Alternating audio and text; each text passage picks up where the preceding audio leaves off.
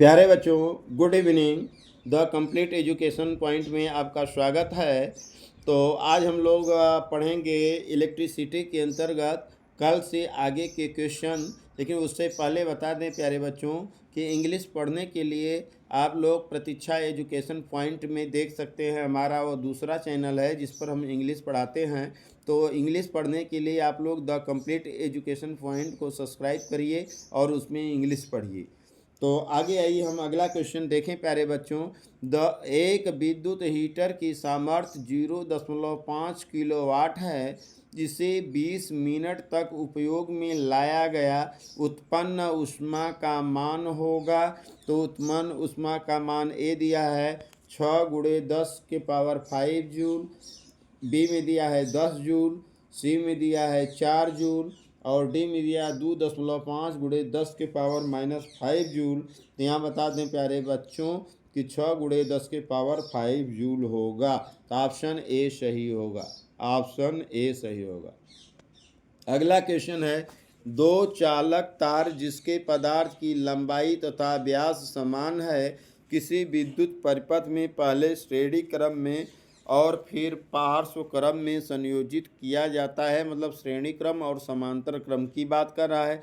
श्रेणी क्रम तथा पार्श्व क्रम संयोजन में उत्पन्न ऊष्माओं का अनुपात होगा। तो यहाँ पर दिया है प्यारे बच्चों ऑप्शन ए 1:2, ऑप्शन बी दिया है 2:1, ऑप्शन सी दिया है 1:4, ऑप्शन डी दिया है 4:1। तो यहाँ बता दें प्यारे बच्चों कि उत्पन्न ऊष्माओं का अनुपात 1:4 होगा। इस प्रकार ऑप्शन सी सही होगा। ऑप्शन सी सही होगा। आइए हम अगला क्वेश्चन देखें। यह क्वेश्चन बहुत इंपॉर्टेंट है प्यारे बच्चों कि बिजली के बल्ब का फिलामेंट बना होता है। तो ए कह रहा है टंगस्टन का, बी कह रहा है लोहे का, सी कह रहा है तांबे का, डी कह रहा है पीतल का।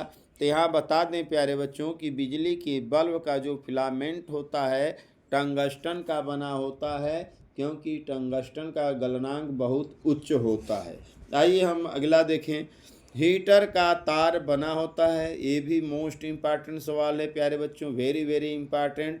तो ऑप्शन ए है तांबे का, ऑप्शन बी है पीतल का, ऑप्शन सी है नाइक्रोम का, ऑप्शन डी है लोहा का। तो यहाँ ऑप्शन सी सही होगा प्यारे बच्चों कि जो नाइक्रोम का तार अथवा हीटर का तार होता है नाइक्रोम का बना होता है। नाइक्रोम जो है दो धातु होता है, निकिल और क्रोमियम। निकिल और क्रोमियम का मिला रूप नाइक्रोम कहलाता है। नाइक्रोम कोई एक तार नहीं है बल्कि दो धातुओं का मिश्रण होता है। किसका मिश्रण होता है? निकिल और क्रोमियम धातु का मिश्रण होता है। दोनों को मिक्स्ड करके बनाया जाता है, जिसे नाइक्रोम का तार कहते हैं। अगला क्वेश्चन है, विद्युत शक्ति का सही सूत्र है P = IR, P = I²R, P = V²R, P = IR²। तो यहाँ पर बता दें प्यारे बच्चों कि P = I²R होगा। ऑप्शन बी सही होगा। यही शक्ति का मात्रक होगा।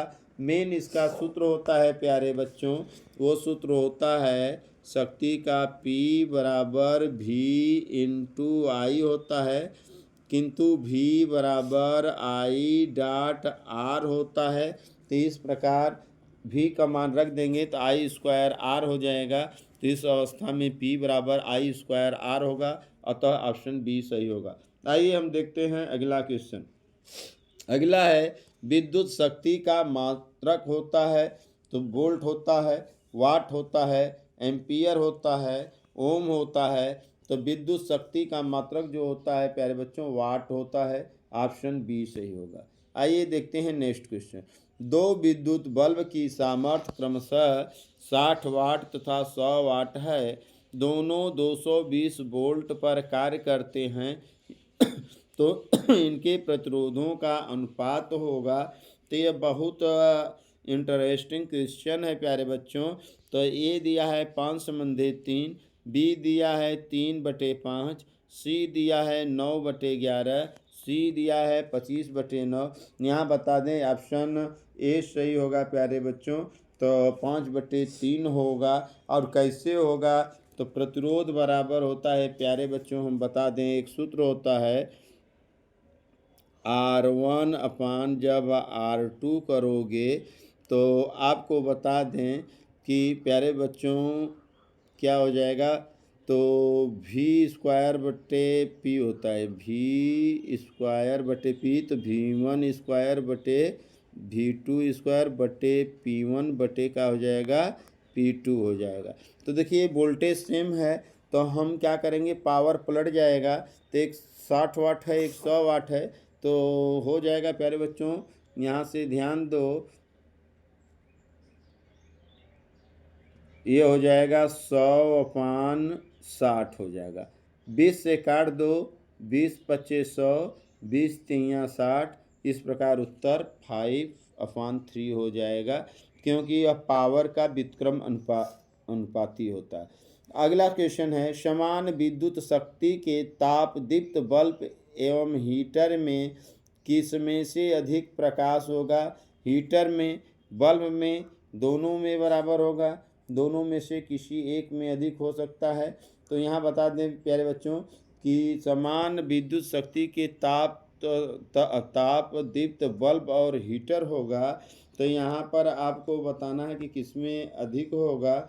तो यहाँ पर बता दें प्यारे बच्चों कि बल्ब में ज़्यादा होगा, क्योंकि बल्ब में ज़्यादा प्रकाश निकलता है, क्योंकि उसमें धातु अलग होता है, अथवा टंगस्टन होता है, हीटर में नाइक्रोम होता है। तो इसके कारण नाइक्रोम में कम ऊष्मा ज़्यादा निकलता है, प्रकाश कम निकलता है, और इसमें ऊष्मा कम निकलेगा और प्रकाश ज़्यादा निकलेगा, क्योंकि टंगस्टन होता है, इसलिए ऑप्शन बी सही होगा। आइए देखते हैं अगला क्वेश्चन। किसी विद्युत बल्ब का अनुमतांक 220 वोल्ट और 100 वाट है। जब इसे 110 वोल्ट पर प्रचारित करते हैं तब इसके द्वारा उपयुक्त शक्ति कितनी होगी। तो वह कितना धारा लेगा प्यारे बच्चों। तो पावर निकाल सकते हैं, पहले हम करंट निकाल देंगे। I बराबर होता है P/V।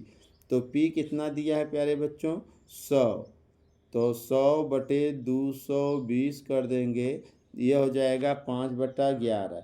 तो पावर निकालना है तो 110 वोल्ट पर काम करेगा प्यारे बच्चों, कितने पर, 110 गुणे 10/22 हो जाएगा। तो 11 से काट दो, 11 दूनी 22 हो जाएगा, 10 में 100/2 कर देंगे, 50 वाट हो जाएगा। कितना हो जाएगा, 50 वाट।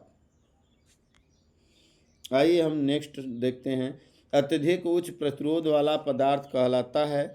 तो चालक कहलाता है, अर्धचालक कहलाता है, अतिचालक करता है, विद्युत रोधी कहलाता है। तो अत्यधिक उच्च प्रतिरोध वाला विद्युत रोधी कहलाएगा, ऑप्शन डी सही होगा। आइए हम देखते हैं नेक्स्ट क्वेश्चन के बारे में। किसी विद्युत केतली में प्रवाहित धारा 3 गुनी कर देने पर केतली में उत्पन्न ऊष्मा की मात्रा होगी। तो H बराबर प्यारे बच्चों, H बराबर होता है I²R। धारा 3 गुना किया जा रहा है, तो 3 का वर्ग होगा तो 3 त्रिक 9 गुनी।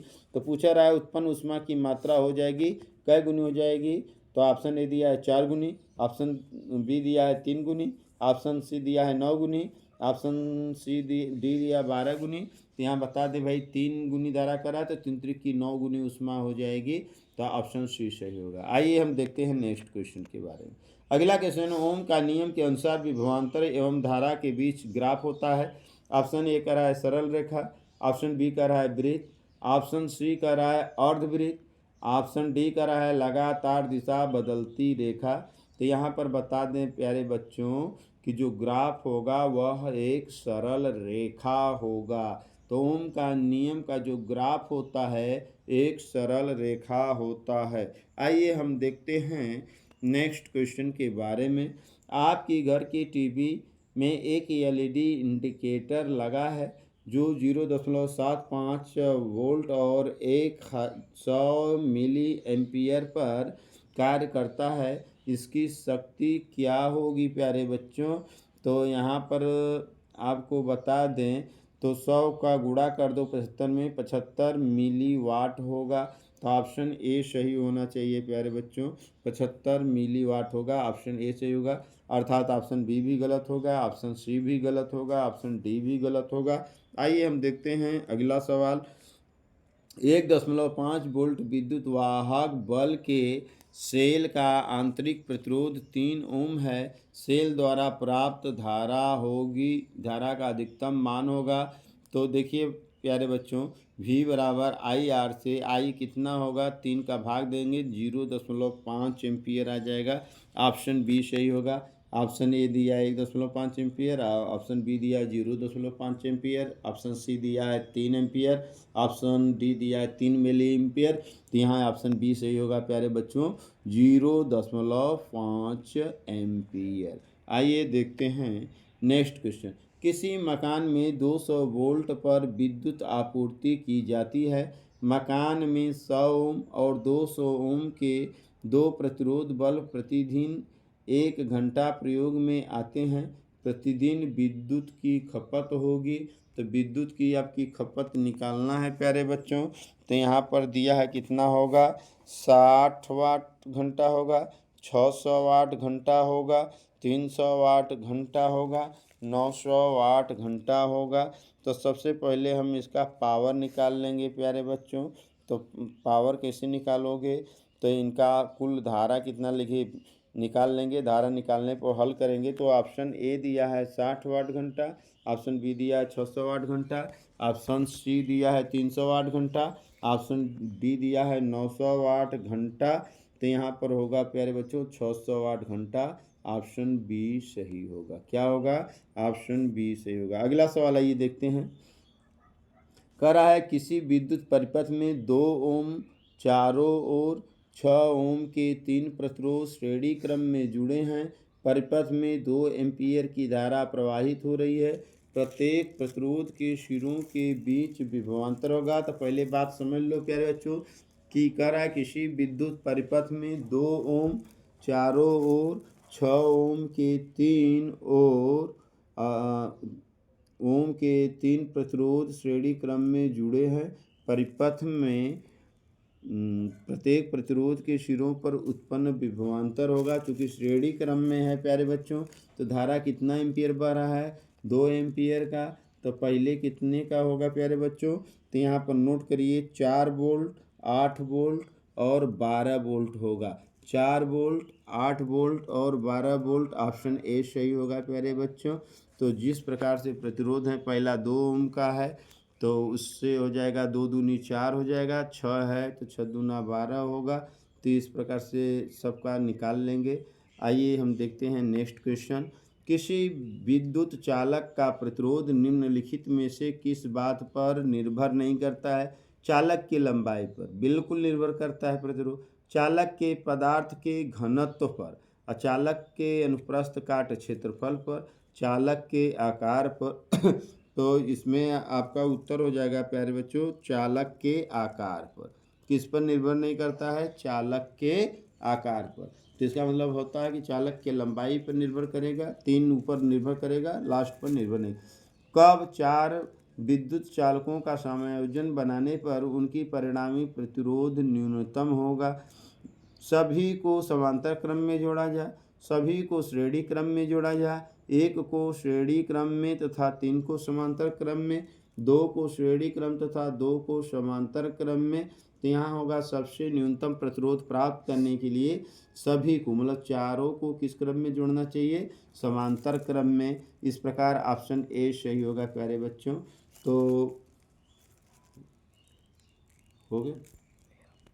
अगला आज के लिए बस इतना ही प्यारे बच्चों। तो ये वीडियो कैसा लगा इस पर ज़रूर बात बताएं। आप लोग ये न भूलें कि हमारा प्रतीक्षा एजुकेशन पॉइंट भी दूसरा चैनल है जिस पर अंग्रेजी पढ़ाया जाता है, तो उसको भी आप लोग ज़रूर देखें। प्रतीक्षा एजुकेशन पॉइंट के नाम से है हमारा दूसरा का चैनल, तो उस पर ज़रूर आप लोग इंग्लिश के लिए देखें। धन्यवाद। जय हिंद, जय भारत।